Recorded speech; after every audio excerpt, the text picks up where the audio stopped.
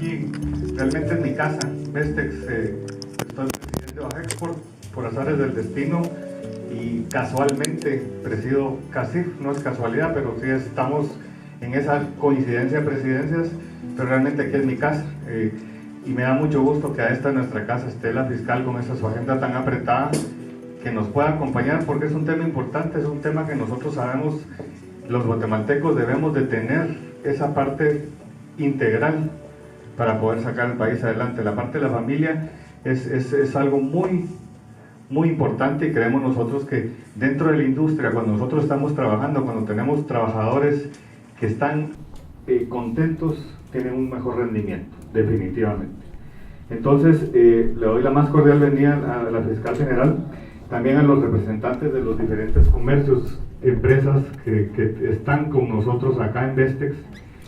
Vestex es la Comisión de Vestuario y Textiles que dentro de Ajexport es el que mayor cantidad de exportación tiene dentro del país. Es más, es el que mayor divisas genera antes que los sectores tradicionales de Guatemala, café, banano o azúcar. Entonces nos sentimos muy contentos de que este sector no solo genera divisas, sino que genera empleo de exportación. Por eso estamos agremiados aquí a Export y exportamos prendas de calidad.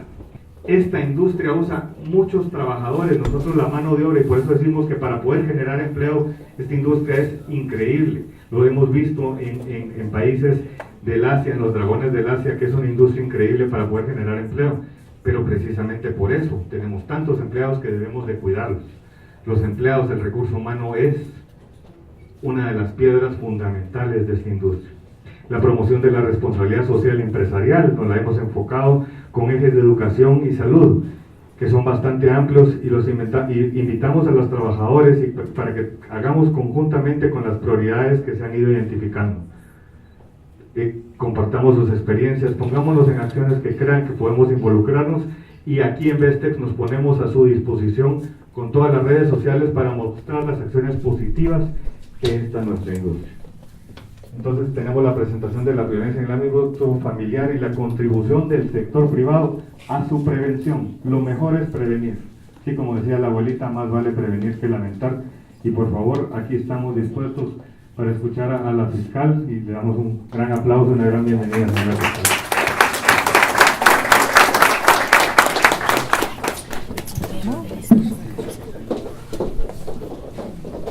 Muy buenos días. Deseo agradecer al señor presidente de Ajexport, al señor gerente de Vestex y a Ligia por invitarme a compartir con ustedes en relación a violencia contra la mujer. Yo creo que en principio vale la pena señalar que todas y todos debemos de cumplir una función social. Para mí, estar con ustedes esta mañana es justamente cumplir con la parte que me corresponde en mi función social. Yo sé que mi obligación legal es dirigir la investigación y la persecución penal en el país, pero también sé que tengo una función social que como ciudadana guatemalteca debo de cumplir. Por eso es un verdadero gusto que ustedes me permitan ejercer esa función social. Y recordar algunas definiciones de Estado es importante, particularmente recordar que un Estado requiere soberanía, territorio y población, pero también requiere un pacto social. Nuestro pacto social es la Constitución Política de la República y es nuestro ordenamiento jurídico. Ese pacto social, esa Constitución Política de la República, rige como ley suprema en el territorio nacional y contempla derechos individuales, derechos colectivos, el derecho a la propiedad privada, pero también el pleno respeto al derecho humano de las personas. Y encontramos a este territorio nuestro y nuestra soberanía integrada por personas individuales, por empresas, por Estado y por sociedad en general. Y también la empresa privada tiene una función social que no debe perder de vista. Es importante una empresa privada sólida que pueda competir en el mercado nacional e internacional, pero que siempre tenga presente que tiene una obligación social para con la población guatemalteca.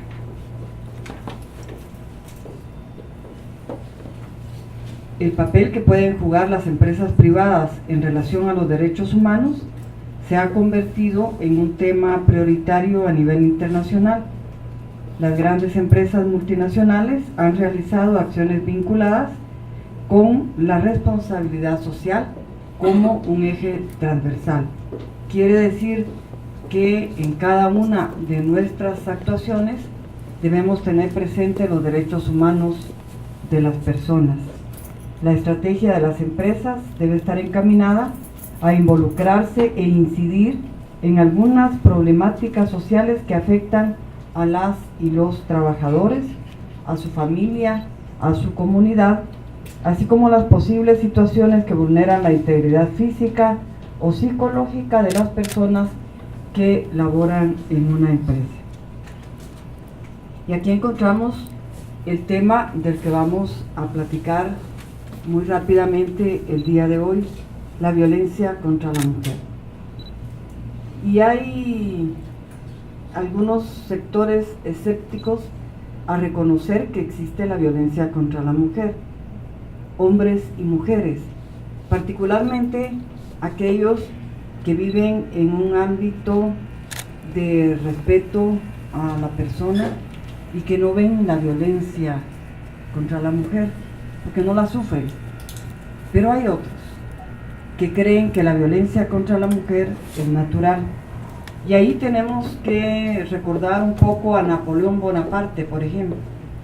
Napoleón, el autor de la obra de derecho civil más grande en la historia de la humanidad, el Código Civil de Napoleón, él practicó la misoginia.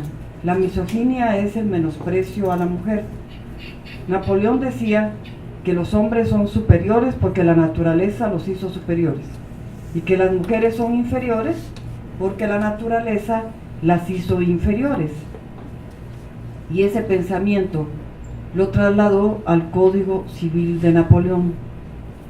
Y recordando alguna de aquellas normas, decía, por ejemplo, que la mujer no podía trabajar sin permiso del marido, que para comparecer a juicio en Francia, las mujeres tenían que hacerlo a través del marido, a través del esposo. Y si no tenían esposo, a través del papá. Y si no tenían papá, a través del hermano. Pero siempre eran consideradas como seres de segunda categoría. No tenían derecho a poseer propiedades y se les vedaba derechos en términos generales. Cuando leemos el Código Civil guatemalteco y el Código Civil de Salvador, Honduras, Nicaragua, de la región, y lo comparamos con el Código Civil de Napoleón, las normas son exactamente iguales. ¿Y cómo resultó Guatemala teniendo código civil con ideas napoleónicas? Recordemos que Napoleón invadió España y que cuando se invade y se conquista o se conquistaba un país, también se imponían las leyes. Y en consecuencia el Código Civil de Napoleón se impuso a España y luego España lo trasladó a nuestros países a través de la conquista. Leyes entonces que con ese pensamiento misógino, napoleónico, empezaron a invisibilizar a las mujeres y a pensar que las mujeres no tenían derechos. Costó mucho y es reciente, hace 10 años. El Código Civil guatemalteco fue modificado y fueron expulsadas estas normas jurídicas de nuestro ordenamiento civil, pero no porque el Congreso de la República quisiera hacerlo. Hubo necesidad de que organizaciones de mujeres llegaran ante la Comisión Interamericana de Derechos Humanos a plantear que el Congreso de la República de Guatemala se negaba a expulsar del ordenamiento jurídico aquellas normas napoleónicas. Y entonces el Congreso de la República hace 10 años se vio forzado a derogar estas normas para, por lo menos en la ley, dejar la igualdad de la mujer en su casa en el ámbito privado. Naciones Unidas nos indica que el 35% de las mujeres de todo el mundo ha sufrido violencia física, violencia sexual por parte de su compañero sentimental. En la violencia de pareja y la violencia sexual, perpetradas en su mayoría por hombres contra mujeres y contra niñas. Esto no quiere decir que no hayan hombres que sufran violencia sexual, sí, pero 90% son mujeres y un 10% son hombres.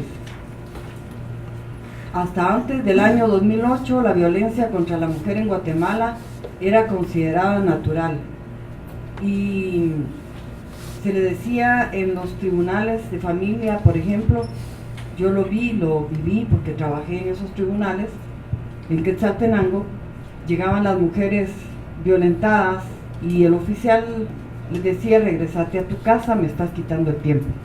Estuvo bueno que te pegara tu marido porque no le haces caso. Hacele caso y entonces ya no te va a golpear. Y a mí no me quites el tiempo, yo estoy aquí tramitando un divorcio y eso es más importante. Ese era el mensaje que recibía la mujer en todo el país, especialmente la mujer indígena, que sufre por ser indígena y por ser mujer. Es doble la victimización de la mujer indígena en Guatemala. Y el Estado no intervenía en esa violencia que sufría la mujer, porque era un asunto privado de la casa. Como era un asunto privado de la casa, la mujer tenía que soportar la violencia en su propio hogar. Pero en el año 2008 se marca un hito en la historia del país, se emite la ley contra el femicidio y otras formas de violencia contra la mujer, y parece que algunas personas no se han dado cuenta. Año 2008 es un delito golpear a una mujer en el ámbito privado y en el ámbito público. Y justamente la ley contra el femicidio hace esa diferencia. Un ámbito privado es el del hogar, es el espacio privado del hogar o de una relación sentimental, pero también en el ámbito público. Se empezó a diseñar un sistema de justicia especializada para atender los casos de violencia contra la mujer desde el organismo judicial, que por cierto, creo que fue en el año 2012, firmamos con Bestec y Agexport un convenio de cooperación. Creo que es el único que tiene el organismo judicial de cooperación para ayudar a la construcción de esta justicia especializada penal con enfoque de género.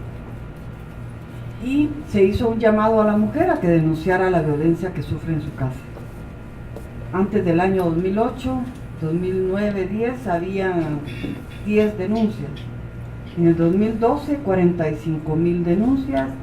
En el 2013, 50,000 denuncias. En el 2014, 56,000. 2015, 57,000. 2016, 59,674 denuncias de violencia contra la mujer, violencia física, violencia sexual, violencia económica. Pero miren, la cultura patriarcal reacciona, y de verdad que reacciona. Dicen, lo que pasa es que la mujer está abusando de la ley contra el femicidio. Y entonces, estas denuncias todas son espurias, todas son denuncias falsas. En Guatemala, desafortunadamente, se abusa de todas las leyes.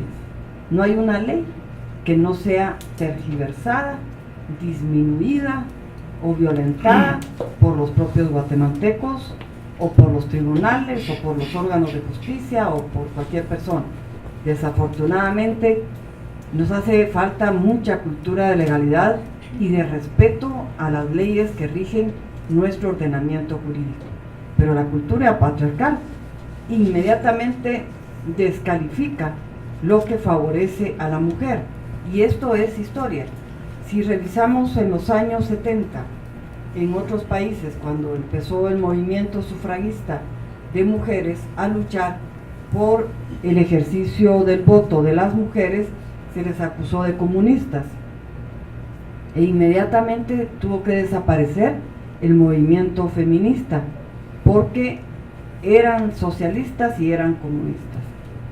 Y en España igualmente, cuando la mujer empezó a denunciar, se argumentó que estaba haciendo uso excesivo y abuso de la ley.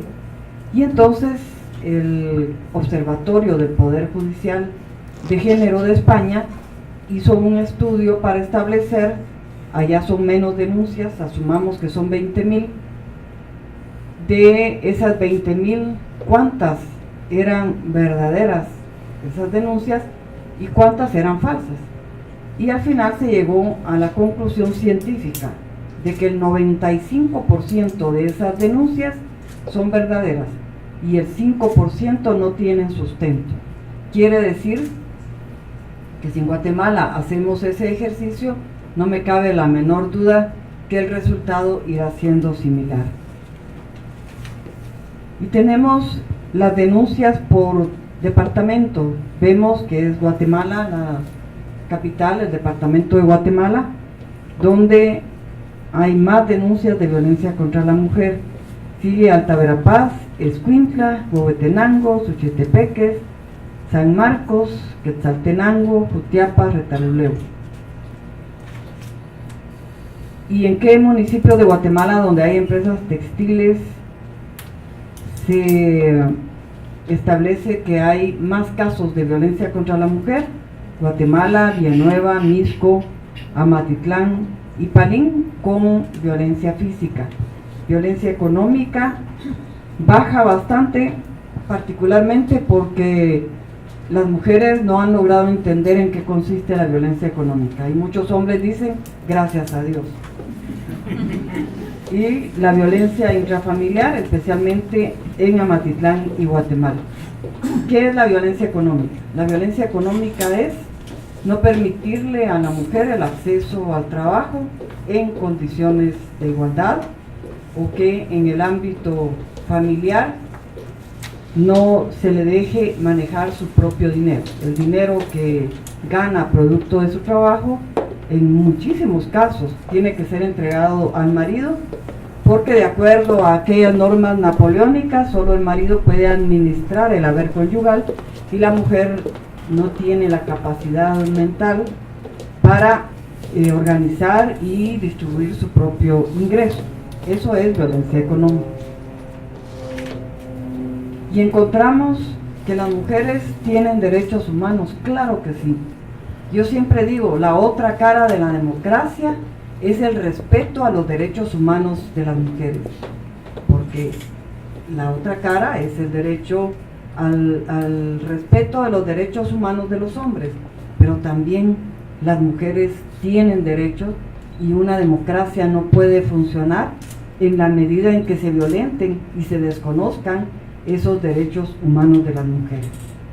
Las mujeres tienen derecho a una vida libre de violencia y libre de discriminación de cualquier tipo, a vivir en un sistema social en el que no existan relaciones desiguales de poder basadas en el género, a ser valoradas y educadas sin estereotipos de conductas y prácticas basadas en conceptos de inferioridad y subordinación entre los sexos, a contribuir al desarrollo y el bienestar de la sociedad y a participar en igualdad de condiciones de los hombres en la vida política, económica y social de nuestro país.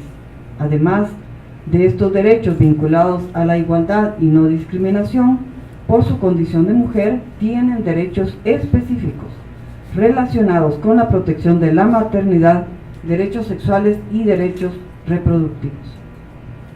Y tenemos una serie de normativa nacional e internacional que fundamenta este ejercicio de los derechos de las mujeres. La recomendación 19 del Comité CEDAW, Declaración y Programa de Acción de Viena, Declaración sobre la eliminación de la violencia contra la mujer, Convención Interamericana para prevenir, sancionar y erradicar la violencia contra la mujer, la Ley para prevenir, sancionar y erradicar la violencia intrafamiliar. Esta es una ley de primera generación. Si ustedes leen, revisan esta normativa, en su parte considerativa se inspira en el año 96 a proteger a la mujer de la violencia que sufre en su casa, pero abarca todo el núcleo familiar, a hombres, mujeres, a niñez, a personas de la tercera edad, y es de naturaleza de familia, de naturaleza civil. La Ley de Dignificación y Promoción Integral de la Mujer, que me parece que es para ponerle marco porque no funciona. La Ley de Desarrollo Social, la reforma al Código Penal que introduce el delito de discriminación, la Ley contra el femicidio y otras formas de violencia contra la mujer, que es la ley que les comentaba, la Ley contra la violencia sexual, explotación y trata de personas. A las niñas y jóvenes, hombres, que son cooptados por estructuras de trata, con anterioridad a esta ley se les veía como delincuentes. A partir de la vigencia de la Ley contra la violencia sexual, explotación y trata de personas, se les ve como víctimas, como efectivamente son, porque son niñas y niños cooptados por estructuras criminales que son en muchos casos llevados a otros países y son sometidos a trata de personas. La Ley contra el femicidio tiene como objetivo garantizar la vida, la libertad, la integridad, la dignidad, la protección y la igualdad de todas las mujeres. Es de acción pública, introduce una asistencia integral. Por ejemplo, una mujer que sufre violencia en su casa necesita un acompañamiento psicológico. Muchas personas dicen, ¿y para qué? ¿Y por qué? Pues porque no es fácil para una mujer entender que la persona a quien ama, con quien tiene sus hijos, la golpea. No es fácil para un ser humano entender esa realidad. De ahí la necesidad de un acompañamiento psicológico que le ayude a ir saliendo de ese círculo de violencia. Asistencia de intérprete, por supuesto, para casos de mujeres indígenas que llegan golpeadas ante el sistema de justicia y que no solo no las atienden bien, sino encima no las atienden en su idioma. ¿Y por qué debe existir una ley especializada? Este es otro tema que en Guatemala no hemos podido ponernos de acuerdo, por falta de comprensión, por falta de sensibilización a los derechos de las mujeres.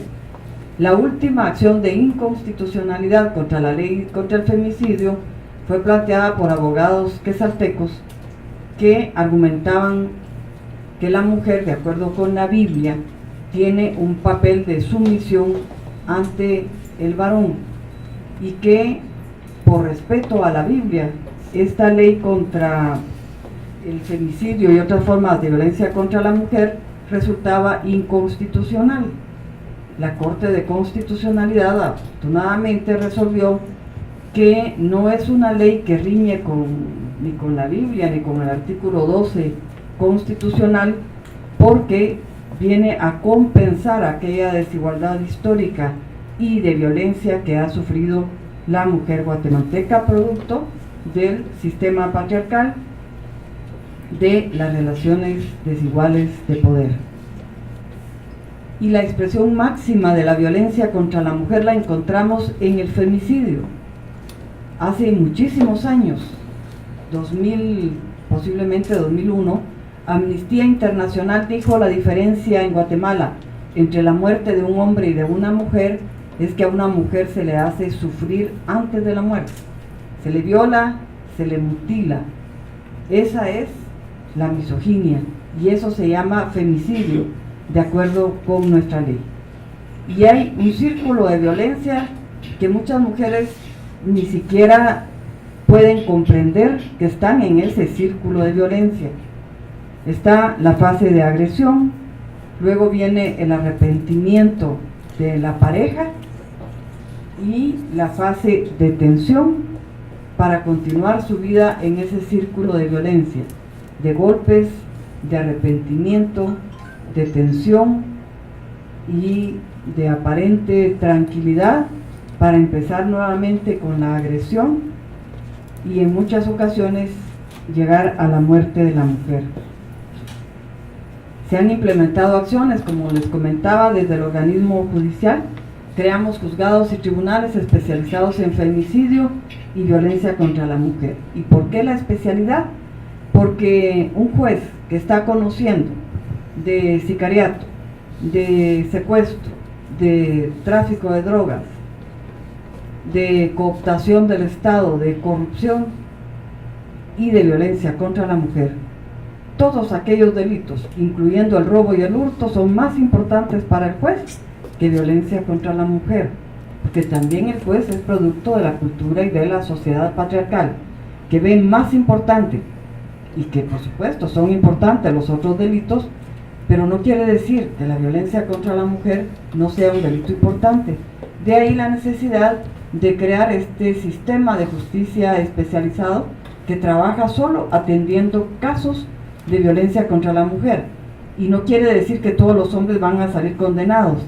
Quiere decir que un juez especializado de femicidio y violencia contra la mujer sabe que no puede analizar igual una agresión contra una mujer en el espacio privado de su casa que un hurto, porque en el hurto solo va a analizar lo que sucedió en el momento, mientras que violencia contra la mujer tiene que analizar toda la ruta de violencia que ha sufrido la mujer en su casa, y tiene que tener sensibilización, tiene que tener enfoque de derechos humanos de las mujeres. Debe ser un juez que no crea que las mujeres son seres de segunda categoría y que las mujeres se han ganado esa violencia, o que la violencia contra la mujer es natural, como muchos jueces, hombres y mujeres, lo creen por razón del sistema patriarcal. El Ministerio Público tiene fiscalías especializadas en delitos contra la mujer. Hace 3 meses inauguramos la Fiscalía de Delitos de Femicidio, especializada en femicidio. No es lo mismo llegar a una escena del crimen donde la mujer ha sido asesinada por su pareja, que llegar a una escena del crimen donde una mujer ha sido asesinada por intento de robo o por otro motivo. Es diferente el manejo de la escena del crimen y no se ha manejado adecuadamente en Guatemala. Por esa razón tenemos 2 sentencias como Estado, 2 sentencias de la Corte Interamericana de Derechos Humanos contra el Estado guatemalteco. El caso Belis Franco y el caso de Claudina, en momentos y años diferentes. Ambas jóvenes fueron asesinadas alrededor de la 1 de la mañana. En el caso de Claudina, 16 años, cuando llegó escena del crimen del Ministerio Público, policía y hasta los bomberos, dijeron: miren cómo andaba vestida, por eso la mataron, era prostituta. Y no era ni prostituta, y si hubiera sido no tenía ninguna incidencia. El hecho es que la habían matado, y el hecho es que no se investigó porque se menospreció la dignidad de la niña. Y en el caso de la otra niña fue exactamente igual. La mataron porque andaba metida con algunas organizaciones criminales. Ella se lo buscó, ella se lo ganó, y lo que nos ganamos fue la condena de la Corte Interamericana de Derechos Humanos por haber violado los derechos de estas 2 niñas al no investigar adecuadamente. Por eso yo decidí la creación de la Fiscalía de Femicidio. Tenemos en el mapa la cobertura de fiscalías de mujer. Yo termino mi periodo, gracias a Dios, dentro de un año, y me van a faltar 3 departamentos, pero voy a entregar con el mapa completo, el mapa de Guatemala, con la facilidad para la mujer, para que sus casos sean investigados con enfoque de género. Y también hemos implementado algunos mecanismos que me parece que las empresas privadas deberían de compartir con la población femenina para que puedan hacer uso de la línea 1572. Créanme que si Cristina Sicavisa hubiera conocido la línea 1572 o hubiera tenido su botón de pánico como una aplicación en su celular, estuviera viva. Pero como no existían estos mecanismos de apoyo a la mujer que sufre violencia, muchas de ellas no los conocen, no los utilizan y desafortunadamente son asesinadas. Luego, lo más importante que un juzgado y un tribunal especializado de violencia contra la mujer, más importante que fiscalías de femicidio y fiscalías de la mujer del Ministerio Público, es la prevención. Para mí es más importante la prevención que la sanción, y ahí es donde ustedes como empresa privada sin duda pueden cumplir esa función social que la población guatemalteca les va a agradecer, esa función social de prevención. ¿Y la prevención cómo la logramos? Hay una prevención primaria dirigida a la comunidad para promover condiciones estables de seguridad y reducir o erradicar los factores de riesgo que puedan poner vulnerables a mujeres, jóvenes y niñas y a la población en general.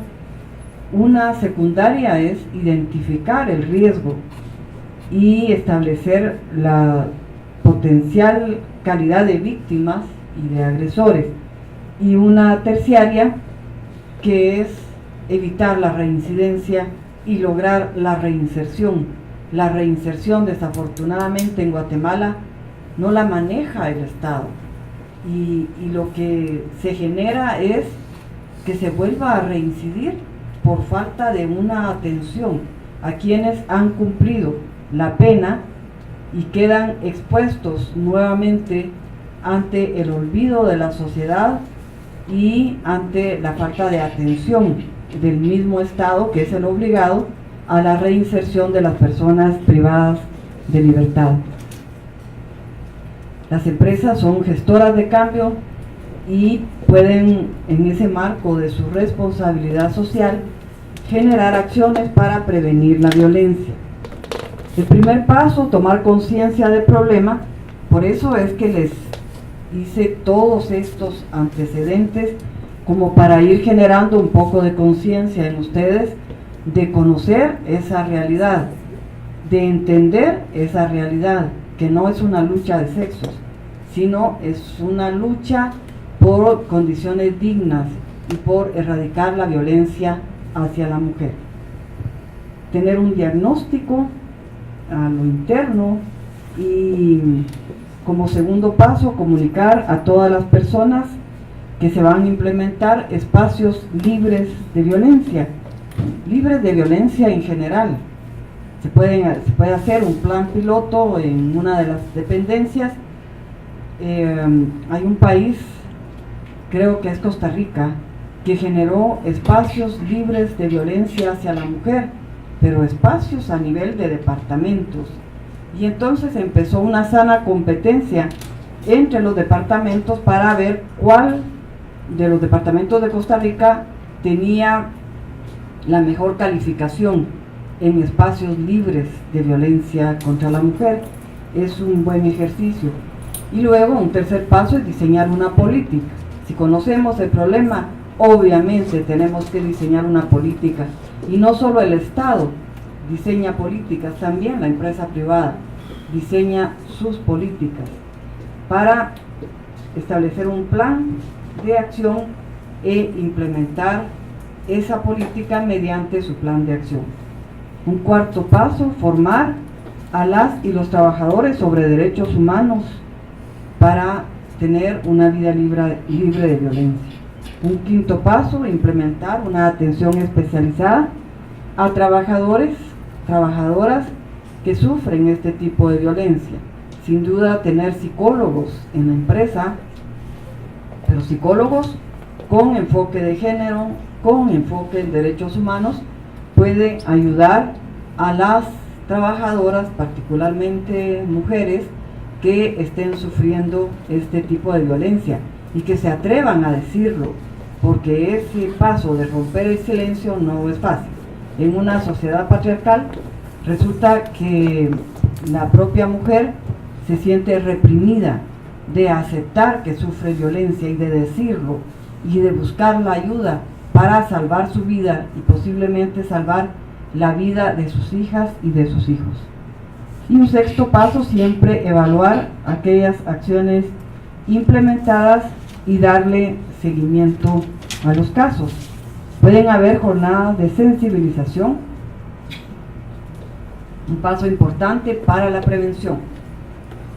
En el organismo judicial dirigimos hace algunos años la transversalización de género en el organismo judicial. Quiere decir esto que dimos cursos de sensibilización a más de 12,000 trabajadores del organismo judicial. A muchos no se les quedó, pero si logramos llegar a un 50%, habremos tenido éxito. Jornadas de sensibilización. Recuerdo a uno de los jueces que formamos para ser juez de femicidio. Al final de la jornada de los 5 meses de capacitación, se puso de pie y nos dijo: yo soy un agresor en mi casa. Y nos hemos quedado todos sorprendidos. Y dijo: el primer paso que estoy dando es decirlo aquí y reconocer que he sido agresor de mi esposa durante 20 años, pero que a partir de este momento yo he tomado conciencia de que debo respetar a mi esposa y que jamás volveré a golpear. Y yo le dije: ojalá que lo cumpla, porque si no, usted mismo va a ser procesado en estos tribunales. Y efectivamente el juez cambió y la misma esposa nos ha compartido su experiencia de ese cambio tan importante que tuvo el juez. De ahí que las jornadas de sensibilización son sumamente importantes. Contenido de las jornadas: aquí está conmigo Alejandra, que es la secretaria de la Secretaría de la Mujer del Ministerio Público. Ella estaría con mucho gusto compartiendo con las y los trabajadores sobre estas jornadas de sensibilización, también como parte de la función social que debe de realizar como secretaria de la Secretaría de la Mujer, que la creamos recientemente el 8 de marzo. Y a manera de conclusión, insistir en que la violencia contra la mujer no es natural, que la empresa privada tiene una función social que debe de cumplir y que detectar aquellos casos donde la mujer está sufriendo violencia y ayudarla con acompañamiento psicológico, con decirle que hay un botón de pánico, con decirle que hay una línea de la que puede hacer uso, sin duda haremos mujeres más felices, y yo estoy segura que una mujer feliz produce más y es beneficio para la empresa, pero también para su familia, como la familia es la base fundamental de una sociedad y debemos de trabajar todos y todas por esa unidad familiar. No importa si mi familia la integramos mi papá y yo, nada más, esa es la familia que hay que proteger. Y si en la familia está el esposo, la esposa y los hijos, qué bueno. Y si solo está la señora con los hijos, qué bueno. Esa es la familia que nuestra sociedad debe de proteger. Muchísimas gracias.